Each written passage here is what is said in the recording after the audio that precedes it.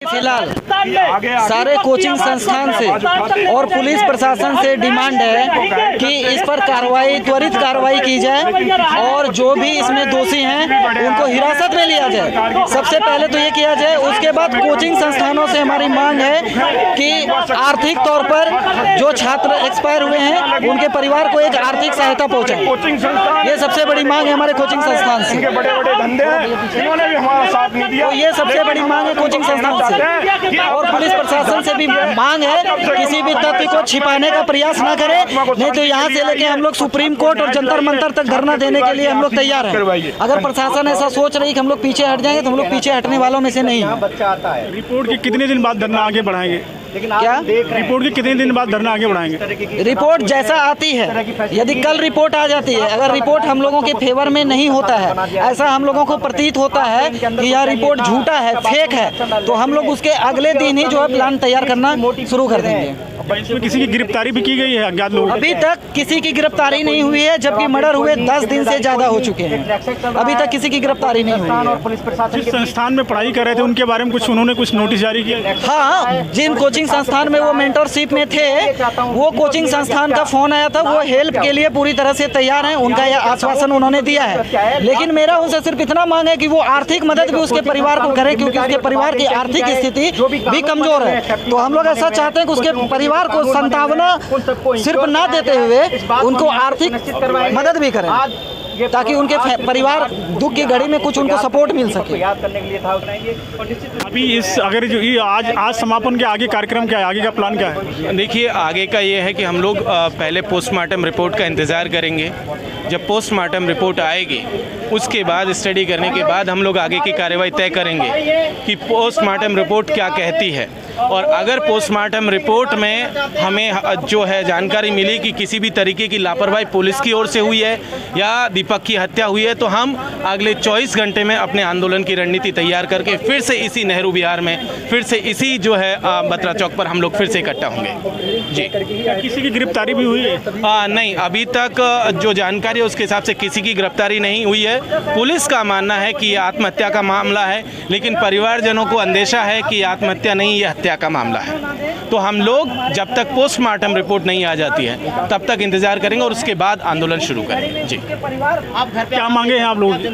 एक तो यही है कि इसका जो सीबीआई जांच होना चाहिए और पूर्णतः निष्पक्ष तरीके से, और ये सब फ्रस्ट भी तो यही इंडिकेशन हैं कि ये सुसाइड तो है ही नहीं, 100% सुसाइड नहीं है, क्योंकि कोई भी एक एस्पायरेंट जो 21 साल की उम्र में सिविल सेवा परीक्षा की प्रारंभिक परीक्षा जो सबसे कठिन रहता है, ये प्रारंभिक परीक्षा सबसे कठिन दौर माना जाता है, उसको क्रैक करके आ रहा है। और दृष्टि वालों ने इनवाइट किया था, जैसा कि विदित होता है कि आप प्रीलिम्स क्वालिफाई करिए और हमारे यहाँ मेंटरशिप प्रोग्राम को अटेंड करिए, हम आपकी मुख्य परीक्षा की पूरी तैयारी कराएंगे। तो सारी जवाबदेही, सारी जिम्मेदारियां दृष्टि की कहीं ना कहीं तो हैं। तो और उसके बाद सबसे बड़ी बात ये कि जो मर्डर हुआ है वो मुख्य परीक्षा से 10 दिन पहले हुआ है। तो कोई भी स्टूडेंट 10 दिन पहले क्यों सुसाइड करेगा?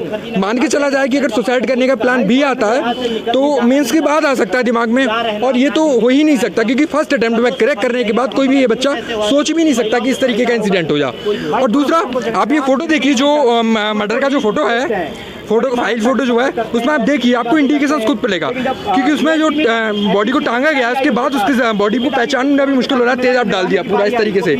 तो ये तो बहुत ही बड़ी दुर्भाग्य। और ये एक और सबसे बड़ी चीज़, ये बहुत ही प्लान तरीके से है, ये हल्का फुल्का मर्डर नहीं था। ऐसा नहीं था कि स्टूडेंट का लड़ाई है या फिर कोई भी और इशू हुआ मर्डर कर दिया। ये बहुत ही प्री प्लान मर्डर था, मतलब बहुत हाई प्लान बना के मर्डर किया गया था, क्योंकि यहाँ से झाड़ी में ले जाके डेड बॉडी को डाल देना, उसका बैग भी टांगना, उसके स्लीपर्स भी रखना, ये बहुत बड़ा हमारे भी है। ये सर ऐसा नहीं है कि कोई स्टूडेंट का पे लड़ाई हुआ, नॉर्मल मर्डर हुआ, ये नॉर्मल मर्डर नहीं है, इसका सीबीआई जांच होना चाहिए। और जैसा विदित है, पुलिस ने बताया है कि अभी आप देख रहे थे कि पुलिस ने बताया था कि ये आत्महत्या है, आत्महत्या का तो कोई है नहीं सर, ये सुसाइडल है और प्री प्लान मर्डर किया गया है। पोस्टमार्टम रिपोर्ट आती है, पोस्टमार्टम रिपोर्ट अगर कुछ भी, अगर पहली चीज, माँ बाप को, दीपक मीना जी के माताजी और पिताजी के पूरे संरक्षण में पुलिस उनसे पूरा पूछताछ की जाए, किस तरीके से वो चाहते क्या हैं, उनकी डिमांड रखी जाए कि वो चाहते क्या है, और जो भी आर्थिक मदद है उनको आर्थिक मदद मिले।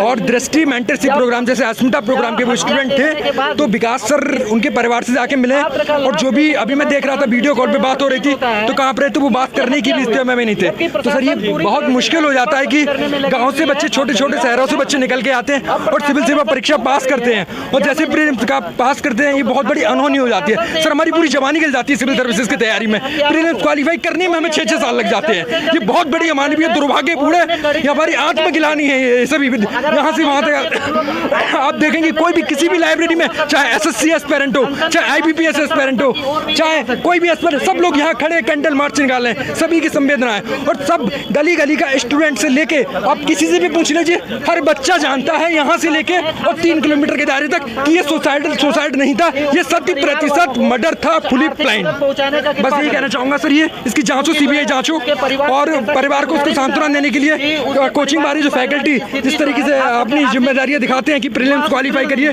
और हमारे आइए, इस तरीके से उसके परिवार से मान चलें और अपना अब एक मानवता के दृष्टिकोण से अपना परिचय ने पूरा और पूरा सपोर्ट करें। CBI इन्वेस्टिगेशन में जो भी कोचिंग फैकल्टी मेंबर्स हैं वो सपोर्ट करें।